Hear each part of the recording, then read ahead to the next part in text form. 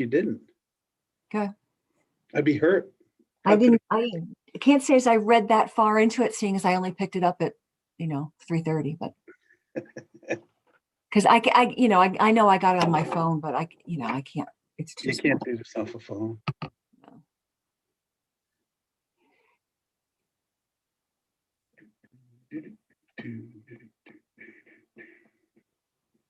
How long is the presentation tonight? Marcia is probably an hour and a half, 2 hours. No, No, we're just talking about revenues, debt, which we really don't have many choices on, transfers, and the total for capital. So it's okay. We just started recording, so why don't I call this meeting to order and join me in the Pledge of Allegiance.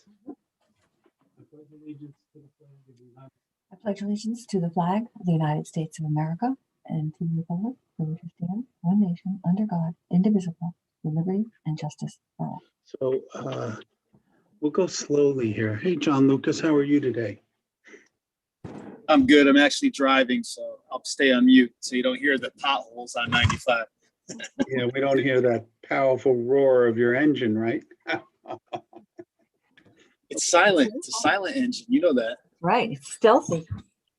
So why don't we start? I don't know, Harry knew about this. It's about 5:17. Why don't we start, and then if Harry joins us, we can fill him in on anything that he has questions on. So Marcia, you want to bring up your presentation and we'll just go over it real quickly? Is this a special town meeting? Let's do the town meeting stuff first. Yeah. Okay, so I would make a motion that the selectmen reschedule a special town meeting for the Streetscape Phase 4 project to Tuesday, February 23rd, 2021 at 7 p.m. at the Brookfield High School. Do I have a second? Second, it is the high school auditorium, just to be clear. Auditorium, right. Any concerns, questions, issues? This is just simply, rescheduling. It's canceled twice because of weather. Mm-hmm. And the school was closed this past Tuesday, so we couldn't do it this past. Okay. Right, yeah. So having said that, and they were closed yesterday. Right. All those in favor, say aye. Aye. Aye, carries 2-0. Let me make a motion, then we discuss it for the town properties. I make a motion that the selectmen approve the quitclaim deed for purposes of lot merger of two town properties located at 43 Silver Mine Road and 108 Pocono Road to become part of the municipal campus at 100 Pocono Road. Do I have a second? Second. Second. This is simply, we're going to be putting a temporary, I would call it building garage for the police vehicles that are sitting outside. And it will sit on 43 Silver Mine and on 100 Pocono. And to do that, we would have to merge the properties, which is something we would have done in the future at any point, at some point, right? Since we own both properties. Any questions or concerns on that? No. I know planning has approved this. Right. So, Planning's approved it. Everybody's approved it. all right. And that'll let us move forward with the project for the police department. Right. I mean, it makes sense. Yeah, it does. It's all part of the town property anyway. So. Yeah, and it was always originally envisioned to be one property, and it was until the Patak sold it to the town. So, having had a discussion, all those in favor of the motion say aye. Aye. Carries 2-0, and that's the end of Board of Selectmen business, except for the budget workshop. Marcia, you want to give us an overview? I do. Okay, so tonight we're just doing a budget introduction that, and let's see if I can get this to move here. Just an overview that this is the first page of the budget, that right now that the things to point out are the total expenditures have gone up by 4.96%. However, the operations have only gone up by 1.94% and for the town and 3.29% for the Board of Education. The big differences are capital has gone up. We will talk about how we calculated that a little bit later. And debt service has gone up, and we'll talk about the details of that a little bit later. Revenue, since we have a balanced budget, has also gone up by 4.96%, and we're going to look in detail about that. Right now, with this budget, the mill rate would go up 1.63%. So I think it's important that people know, because people get really confused about this, is that people's taxes right now, if we adopted this budget, will go up 1.63%. That is correct. But let's take a look at the revenues. You have a lot of places where you can make decisions on the revenues. This page is not one of them. This is the assessments. The assessments increased 1.11% over the prior year. That's pretty good. Our average increase when it's not a reval year is 1.03%. And when we set our model, that our projection for 10 years, we were estimating it was going to be 0.94%. So What's the extra from? the extra is from new development and we'll take a look at that later, but about half of that is related to new development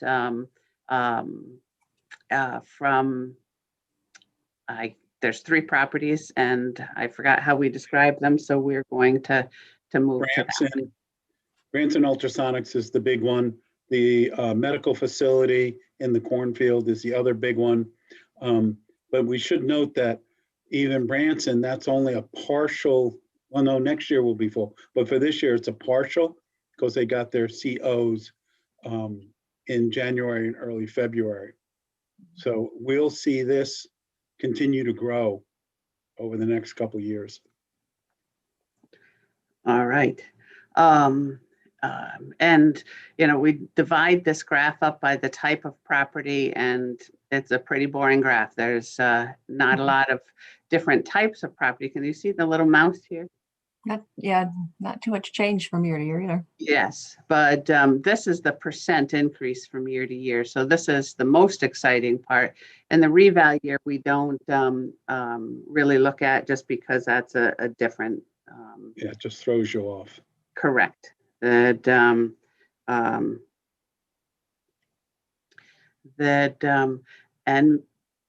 maybe someone could just text Harry and remind him that I just got a text saying that he doesn't know about the meeting.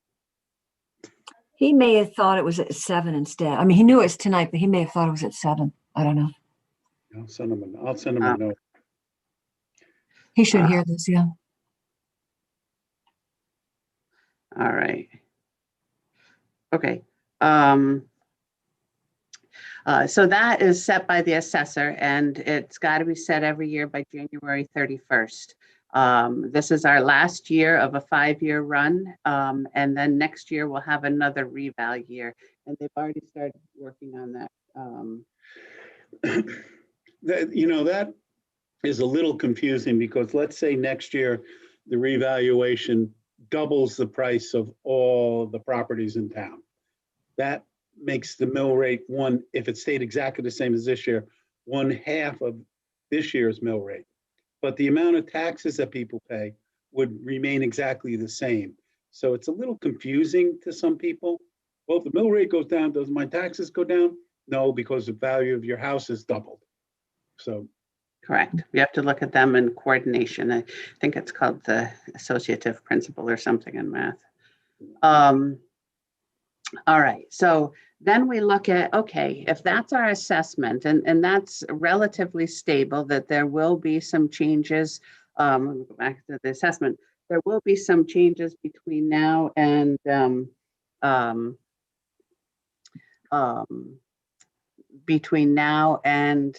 when we actually send out the tax bills, and those are by the Board of Assessment Appeals.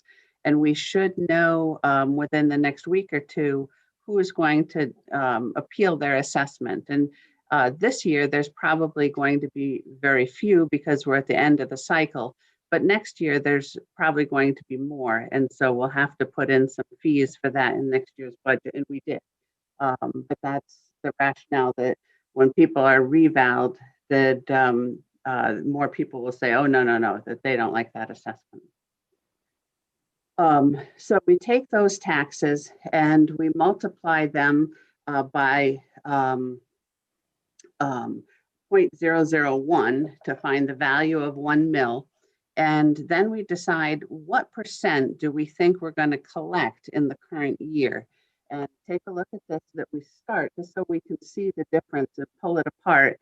We start at 98% and we go to 99.5. So it doesn't start at 0, just so you can see the minor differences here. And what we've done in the past is that we've done the collection rate, the percent of people that are going to pay their taxes in the year they're due. The 5-year average is 99.01%. And that's a decision point that you can think about is, okay, well, obviously 2016 is pulling that up. It's been a little bit lower for the last 4 years. Do we want to go with the 5-year average? Again, a decision point that, and then back taxes that, right, and back taxes, people that couldn't pay it in the year they were due, but are now catching up. That the 5-year average is 435,000. That here's the dollar amount of back taxes that's collected. The red line is the average. And would that make a difference because we're behind the, can you still hear me? Because my screen's beep. Okay, good. My screen is beeping at me here. We're behind. People this year haven't been able to pay their taxes. So the taxes that were outstanding at June 30th of 19 were 800,000, and this year were 1.1 million. So it's possible after a year where the back taxes were higher, that we have higher collections like we did in this year. Yep. So I think we will. well, the question is, will we next year or will we the year after? We don't know. So do we want to take a 5-year average of 435, or do we want to bump that up a little bit? Again, a decision point. But right now, the budget is based on the 5-year average. Right. Supplemental motor vehicle taxes, that when you buy a car after October 1st, we still catch you on the taxes, that and we'll just prorate it. So you might pay, if you bought it on October 5th, you might pay 11/12 of the taxes, but you don't pay them until January. And they're not calculated until December of 2021. So that's called supplemental motor vehicle. The budget right now is 635, again, the trend based on the last 5 years. That and that seems to be a pretty good number. That unless we know something else, I would say we stay with that. But again, a decision point.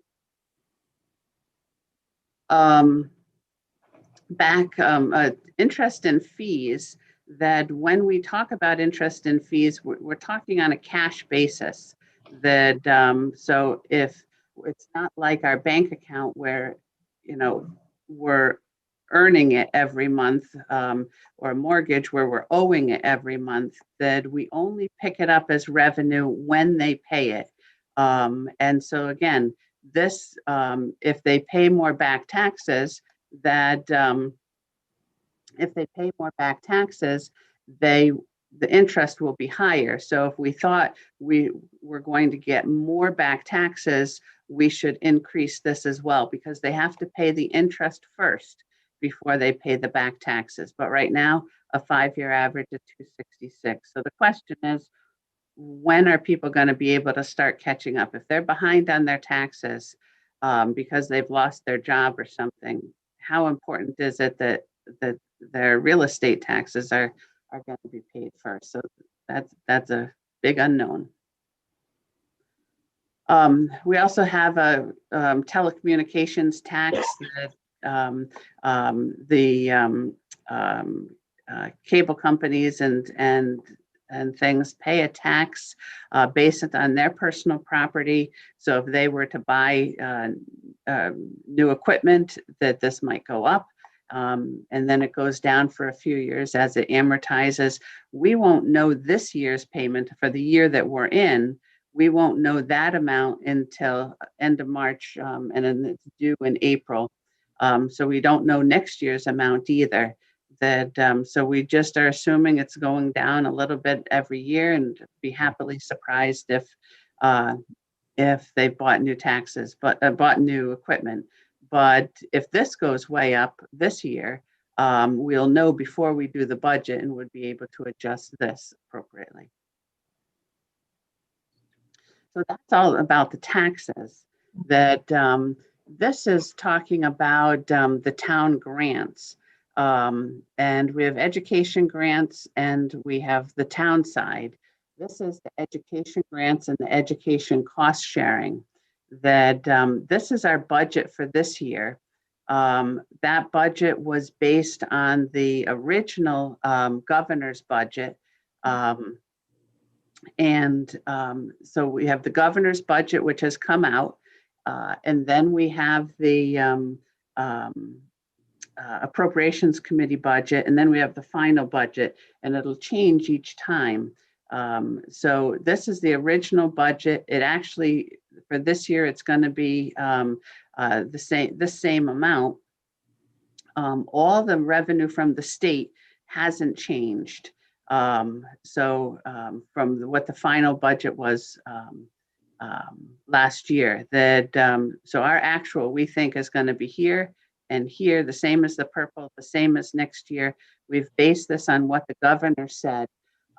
We didn't add in anything for the new ESSR funds, ESSR2 or ESSER2. That's the new money that we've talked about, $328,000. The reason that we didn't add anything in is, one, the Board of Education still hasn't decided what they're going to spend that on. And it's not something that we could just say, oh, we're going to take that money and offset our current expenses.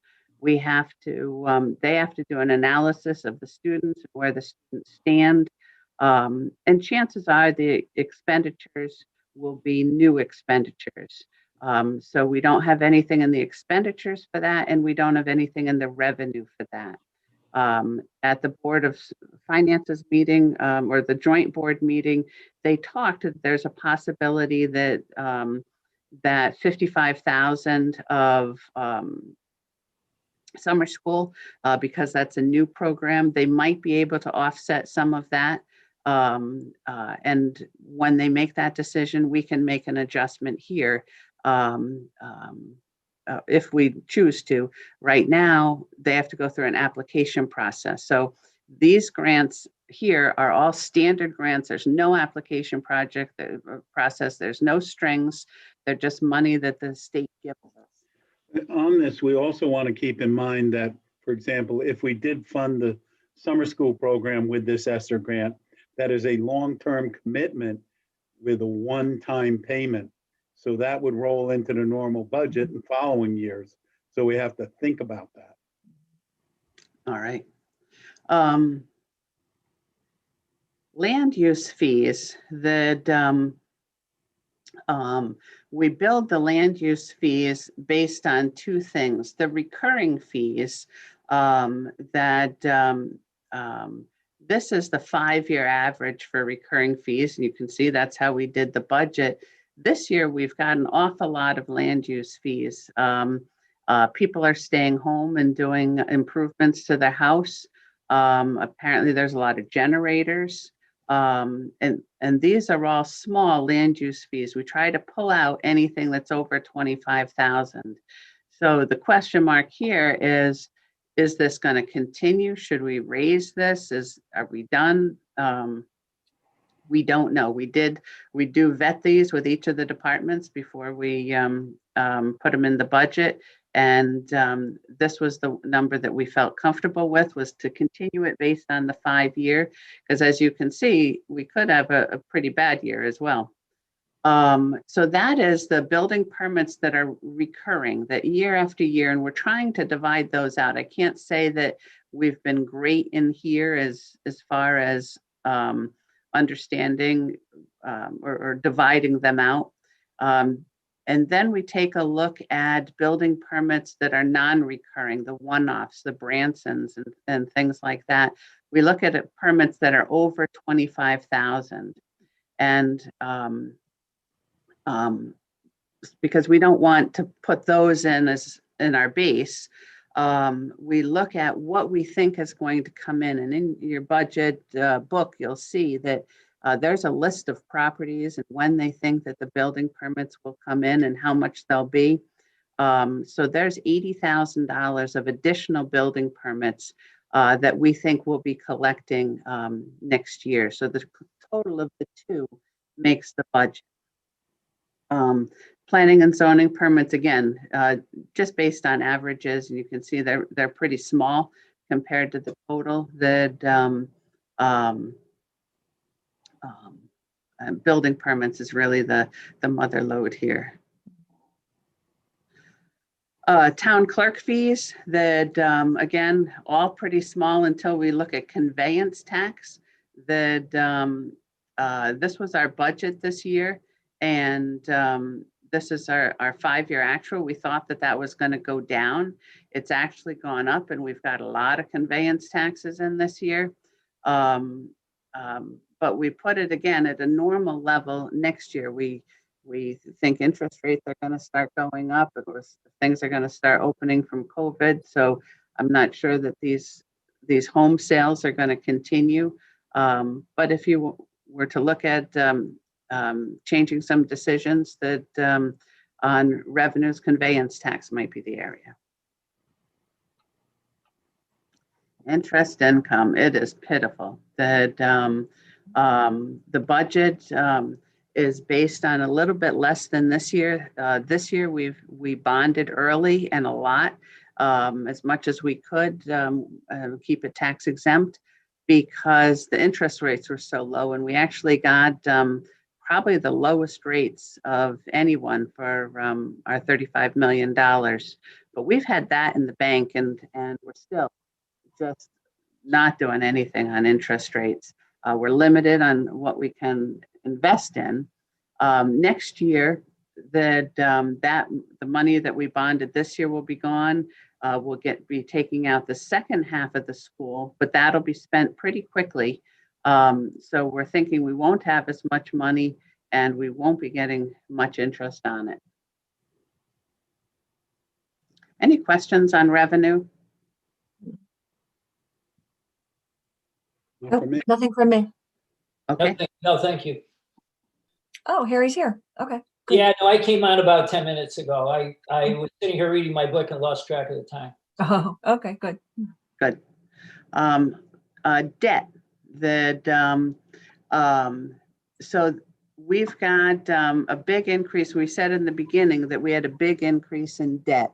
That is because we are $1,229,000 of interest on the school bonds is due in August. That these bonds are interest only until 2024, because we tried to move them out as far as possible, the principal payments, because we have some other principal payments that are dropping off from the high school renovation 20 years ago. Mm-hmm. So they'll be dropping off, and that's when the principal here will be starting. That so that's why the interest went up, or the debt went up so high, is because of this new payment. But to offset that, we received a premium when we did that bond, and the total premium was $1,884,000, and we have to use at least $1,667,000 of that to offset debt service next year. So we couldn't take this whole thing and say, oh, let's bank it and add it to our fund balance. We do have to offset it with at least this amount. The difference here are some expenses. But again, These are rules to keep it tax exempt, that we could bank the difference if we wanted to. I don't think anyone's talking about banking it and building up fund balance, and but we could.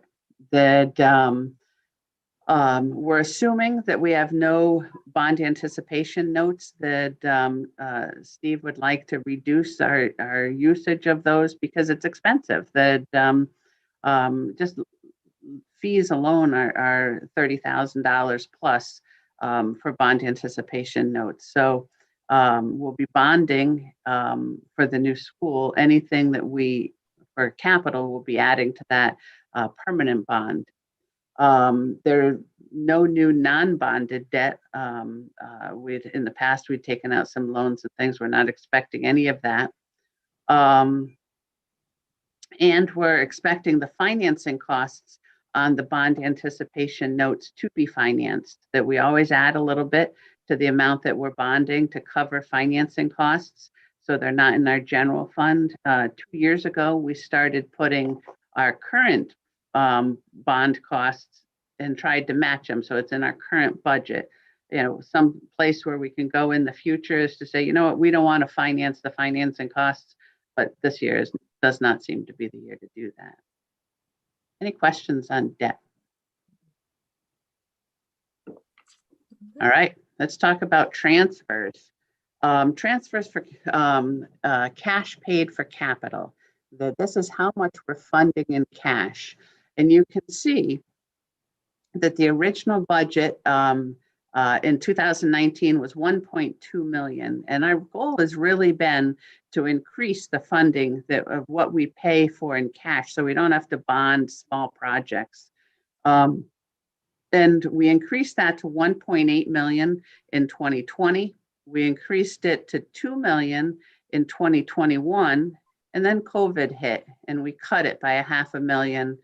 So we didn't have a big hit on the taxpayers. So 2022, what we had promised that we would do is tax from new development. Nope, I don't have that in my screen here. Tax from new development. We had said the way we were going to start increasing the our payments for capital is when we get new development, we're going to add those taxes to what we're paying for bonds. So if we start this year at last year's adjusted budget, we add back cash. We're not paying for bonds. For bonds. Cash. Yep. Sorry. If we start this year's budget with what we paid last year, that we want to replenish, or we don't want to start backwards from the COVID year. What if we were to add half of that cut to increase it? So the 470 of last year's budget, add back half of what we cut from COVID, and then add the new development. And that's what gets us to the 2.2 million. And then it's adjusted a little bit just because the projects don't come out to exactly 2.2 million. But that's the methodology. And it's also a decision point. You might say, oh no, we don't want to start adding that back this year, or we want to add back 100%. But those are things that you want to think about as you think about the budget. And then contingency. That we did put a contingency in for 1/2 of the total budget. I realized later that it was the budget at the time, and I should have probably gone back after I cut the Board of Ed for their new cuts and adjusted this, and we can still do that with your budget. And the reason that we would have a contingency is it's best practice to maintain the fund balance and keep it constant. And in our draft fund balance policy, you might remember we have a contingency in there. The amount is still under debate on what it should be, but in the draft, it says 0.5%. So here it says 0.5%, which is about $375,000. This would be a total contingency, and it would include any unanticipated costs that we've got. And we would treat it just like we're doing with the COVID contingency this year, and a little less so to the regular contingency.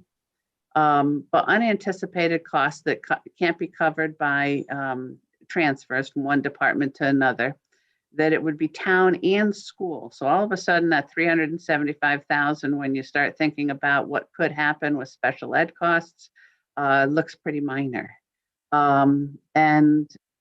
We also don't know where we're going to end up on our CSEA union contract. So that would have to come out of here as well. That for every % that they go up, it's probably about 15,000 on a round number that would have to come out of here. So that's the thought on contingency. You could increase it, you could reduce it, you could say, well, maybe we should add another COVID contingency because we're not sure these expenses will be done as of July 1st. But again, those are decision points for you. Any questions on any of that? I think I'm fine, Marcia. It's a lot to process, but I think I'm fine with, what you're telling us. So. Yeah. But just there are places. Decision. Pardon me? What's the date for our decision? You gave us the budgets, your budget today. The date for your decision I have right here is Tuesday, March 2nd. You're planning on your final deliberations to be on February 25th. Yeah, but our budget is actually due on March 3rd at the latest. Okay. Because the Board of Finance starts their budget workshop that evening. So we'd like to get it to them. I think we'll be finished. We should be finished at our last budget workshop, which the latest date would be the 25th. Okay.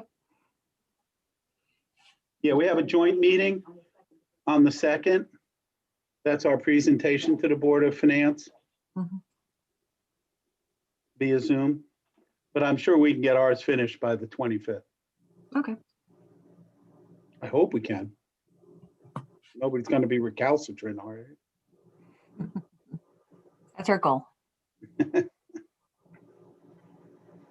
Okay. Was there anything else that you wanted to go over tonight, or are we just jumping in tomorrow with the departments? Well, we could, if you want, tonight we can talk about all of the things that Marcia's presented are things that we've discussed and gone through in great detail. You can obviously see it. So I would recommend that the Board of Selectmen keep these budget lines where they are, unless there's something that you feel we didn't do correctly or want to address. I apologize. I came in about 6 or 7 minutes late. I was going through the book here and I just lost track of the time. I did wanted to get some information on the salary line and some of the increases over the 2.25. Yeah, we're not doing salary tonight, though. Okay. As we go through the departments, we can. Okay. This is a special meeting, so we can only discuss items that are in tonight's agenda. Okay. Which is Marcia's presentation. Is all of that in our book here? Yeah. Okay, so we can take a look at it, because I know Marcia had pointed out several things saying, that's a decision to be made. And so I think it is in the revenue PDF, but I think Ginny printed it out separately, the revenue, because I think your book is just the expenditures. She put the book together, so I'm not really sure, but I think that she gave you a separate pack with revenue. So that was emailed to you. We can print it out again for you if you want. Ginny is on the phone. Ginny, was that? About 20 pages. It's the expenditure side that's 600. Yes, I don't think I put in that, what is it, 24 page? Okay. That's okay. That I can do on my own. Okay. Oh, okay. Thank you. That's not a problem. especially if it's a snowy day tomorrow, right? Yeah. Something to get done. Okay.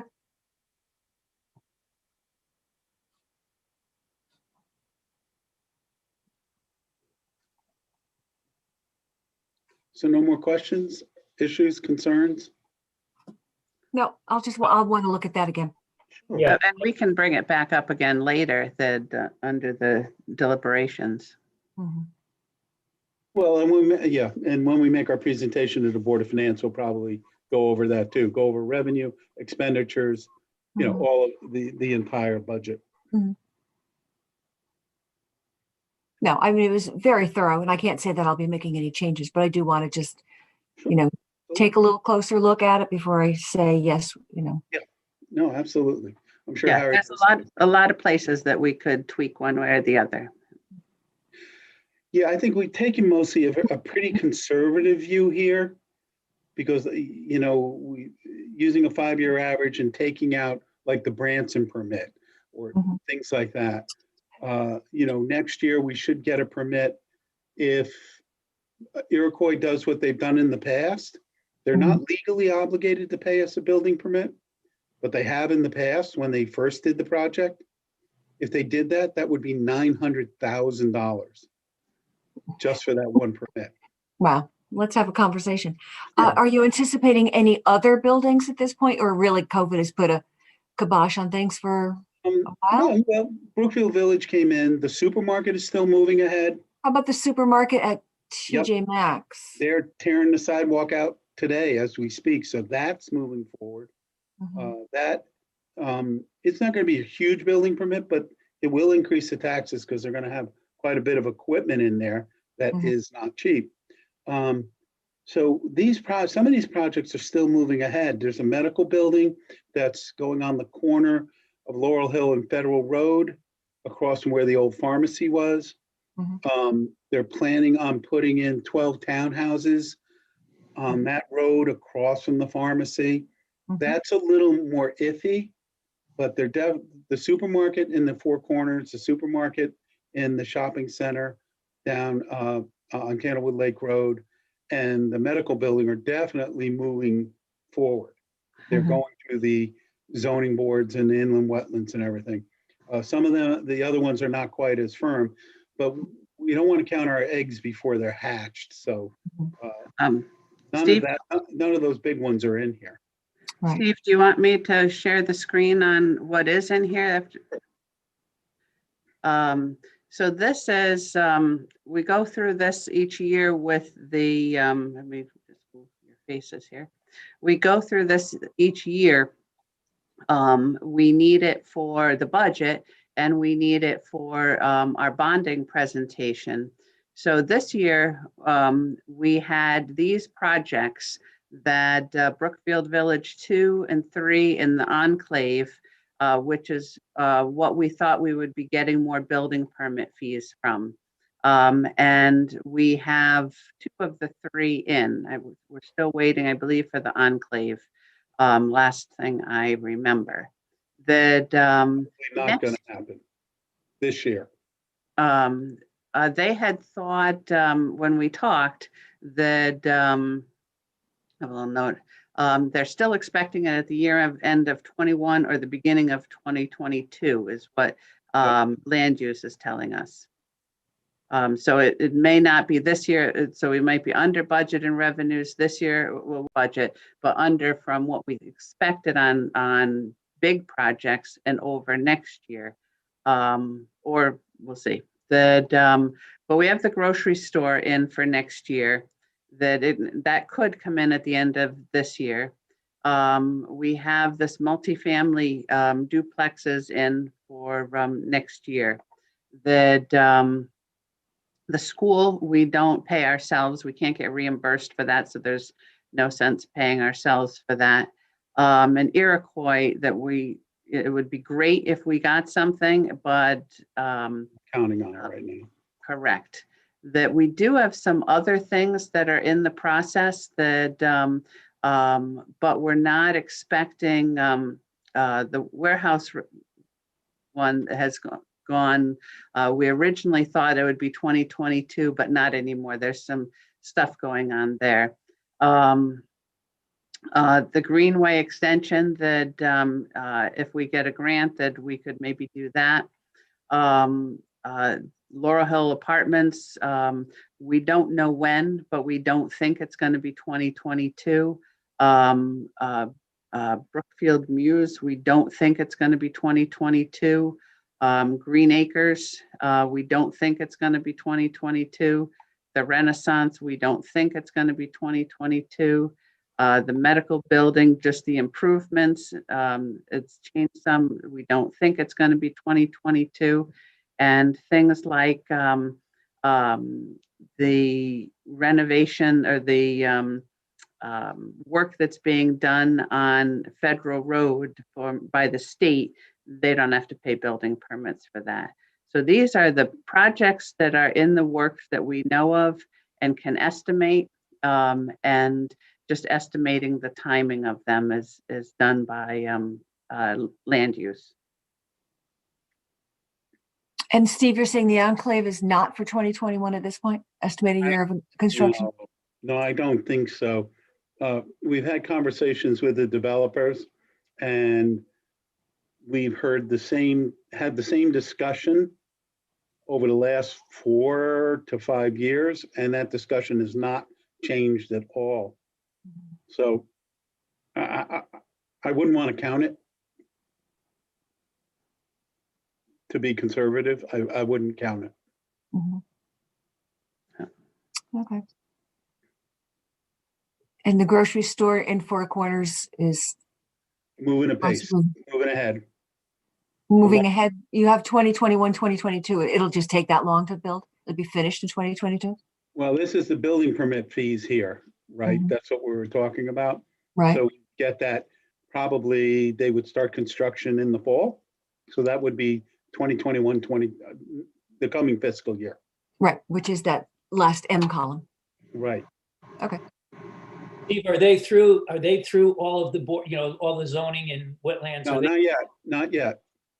The thing that's holding them up now is their DOT permit for the encroachment on Federal Road.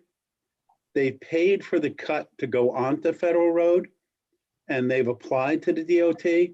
And we're running into the same problem with our projects, the phase 3 and phase 5 of the streetscape. We sent it up to DOT and they've been sitting on it for months. They just don't have the staffing to do all of these things, and we're pushing them as hard as we can, but that's what's holding them up right now. So they're waiting to get that, and then they move forward. Is there a rendering of the two crossings to get into the shopping center, crossing the Greenway? Yeah, I think there are. There's a rough rendering. We can probably get that for you if you want to see it. Yeah, It's right now, it's right at Laurel Hill Road. It's directly across from Laurel Hill Road. there's got to be two, correct? There's going to be an entrance to the supermarket parking lot at the north end of the site, which is near the red building that's empty. The red building just never had anything in it. Yeah. And then the main entrance will be across from Laurel Hill Road, right? Which crosses the Still River Greenway and then goes onto the property. And one of the big questions now, as the state wanted to know, is do they need a traffic study to see if they need a traffic light there? How are they not going to have a light there with? It's all, the state has rules about it. It's all dependent on the volume of traffic. Whether they recommend, like we asked them to give us, getting a little far afield here, where 133 crosses obtuse north and south, where we've had all the accidents. Yes. We've asked the DOT for a traffic light there. They have the volumes needed on 133, but they said no, because we don't get the volumes off of obtuse north and obtuse south. Well, I can see justification for that. I can't imagine having a major store with housing and coming out to a major road and not having a light. I agree with you, but it still has to go through the state process. Yeah. And they have to make a final determination. I'd be shocked if they didn't say, yeah, you have to have a traffic light there. So there will only be one crossing of the Greenway, down by the red house, that's actually not going to cross the Greenway, is that? No, there'll be two. There'll be one at the north end. Yeah. Right, that crosses the Greenway, but that's almost perfectly level, all right? And then there'll be one across from Laurel Hill Road right now. And again, that helps with the fire department for egress, having two access and egress. I am all for this. I have no idea how that's going to work with two crossings. I mean, you got what, 1,000 people, 1,500 people on a Saturday or Sunday walking that thing. Yeah, well, the good thing about the supermarket is they're going to give us right now, I think it's 38 parking spaces that are dedicated to municipal parking. Right, that's great, but that doesn't, how you're going to have two major crossings on a walkway. I mean, it's basically a walkway. I don't know. I think it's a recipe for a disaster, but I'm hoping it works because I'm really in favor of this project. I really want it. Too. I think they can make it work, especially if there is a traffic light. And coming out of the north end, they may say right turn only. I wouldn't be surprised if they say you can only go north. And then there goes, it's just it's a domino effect though, Steve. Now you're looking at Pocono Road and Laurel Road being a zoo on a Saturday afternoon, or if there's going to be a storm and people are coming in and they can only go right, the only way they can get back is going back down Pocono or Laurel. So, Or going up and making a turn. I know. Yeah. That's the miracle of traffic engineers. They make it work safely.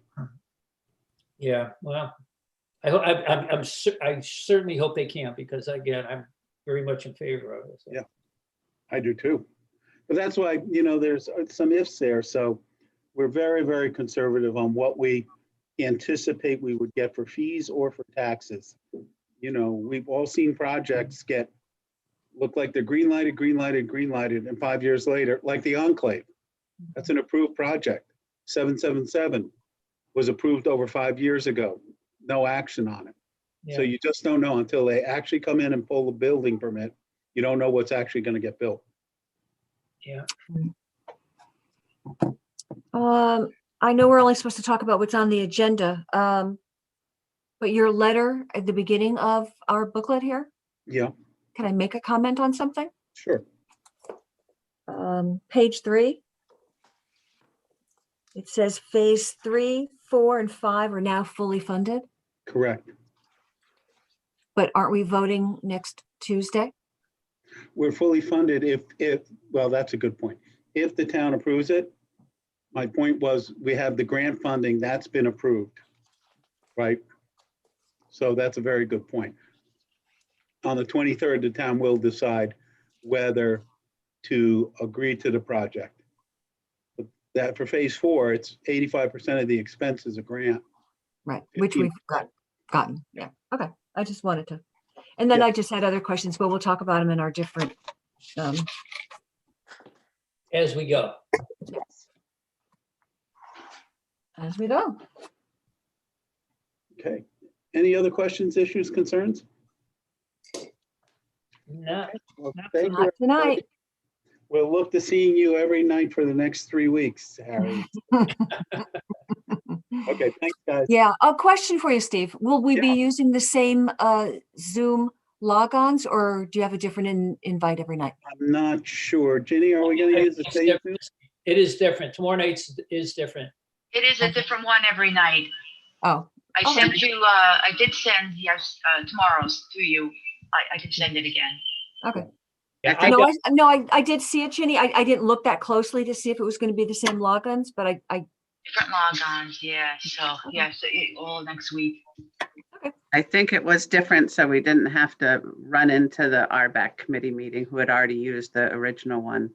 Oh, well, And if it snows tomorrow, are we still on because these are the emergency people?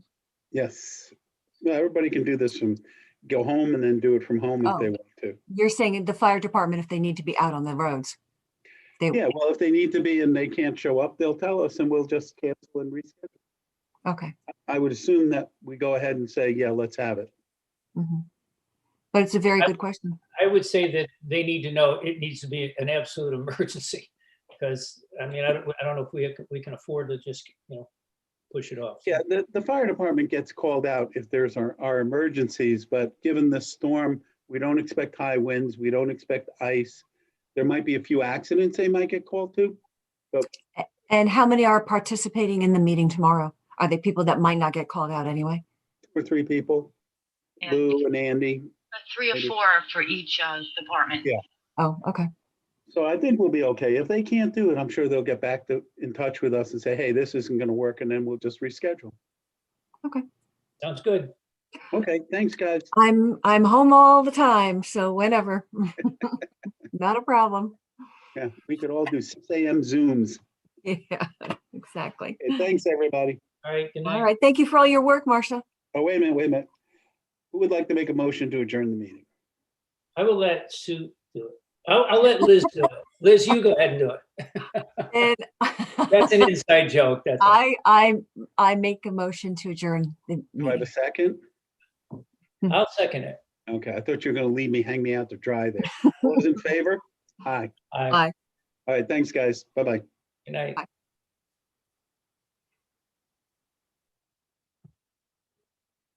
Get off.